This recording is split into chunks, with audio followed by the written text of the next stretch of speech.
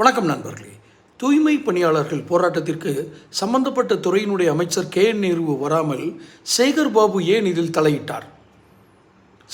சேகர் பாபு இந்த விஷயத்தில் இந்த போராட்ட குழுவை சந்திப்பதற்கு காரணம் என்ன? KN நேரு ஒன்றும் சந்திரமண்டலத்தில் வசிக்கலை, அவர் இங்கே தான் இருக்கார். இல்லை, இவர் சேகர் பாபுவை விட KN நேரு ஒரு பிரச்சனைகளை சமாளிப்பதில் வல்லவர் என்று அமைச்சரவை முடிவெடுத்திருக்கிறதா? அல்லது முதலமைச்சர் ஸ்டாலின் அப்படி நினைக்கிறாரா? துணை முதலமைச்சர் உதயநிதி ஸ்டாலின் இப்படி நினைக்கிறாரா? என்ன காரணத்தினால் துறை அமைச்சரை விட்டுவிட்டு, துறை சார்ந்த அமைச்சரை விட்டுவிட்டு இது சம்பந்தமே இல்லாத சேகர் பாபுவை அனுப்பினார்? அவர்களாக அனுப்பினார்களா அல்லது இவரே அதை கையில் எடுத்துக்கொண்டாரா? இரண்டுக்கும் வித்தியாசம் இருக்கிறது. ஏன் அப்படி நான் சொல்கிறேன் என்றால், சென்னை என்றால் என் கட்டுப்பாட்டில் இருக்க வேண்டும் என்று சேகர் பாபு விரும்புகிறாரா? KN நேருவுடைய ஆதிக்கம் அவருடைய தொகுதியிலே இருக்கட்டும், என் தொகுதிக்கு வரக்கூடாது என்று விரும்புகிறாரா? வேறு ஏதேனும் ரகசிய திட்டங்களா? என்பதில் 1000 அர்த்தங்கள் அடங்கி இருக்கிறது.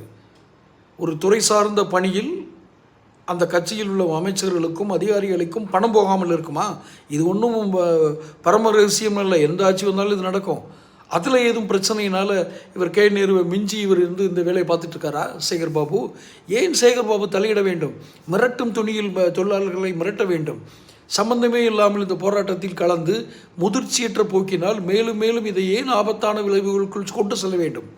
பல கேள்விகள் எடுக்குகிறோம். ஆனால் முதலமைச்சரோ எதையுமே கேட்காத மாதிரி மயக்கத்தில் இருக்காரா? அல்லது துணை முதலமைச்சருக்கு இந்த மாதிரி ஒன்று நடக்கிறதா தெரியுமா? தெரியலை. இந்த செய்தி தொடர்ந்து வெளியிடுவதற்கூட காரணம், இந்த தூய்மை பணியாளர்கள் போராட்டம் தமிழ்நாடு முழுவதுமாக பரவினால் சுகாதார கேட்டில் தமிழ்நாடு சிக்கும் அபாயம் இருக்கிறது. என்னுடைய முந்தைய பதிவுகளை கூட போட்டிருக்கேன். தொடர்ந்து சேனல் பாருங்கள், தொடர்ந்து பேசுவோம். சேனல் சப்ஸ்கிரைப் பண்ணுங்கள், நோட்டிஃபிகேஷன் பில் பதிவு பண்ணுங்கள். அப்போ தான் என்னுடைய பதிவுகள் சேரும். பிடிச்சிருந்தால் லைக் பண்ணி ஷேர் பண்ணுங்கள். நன்றி.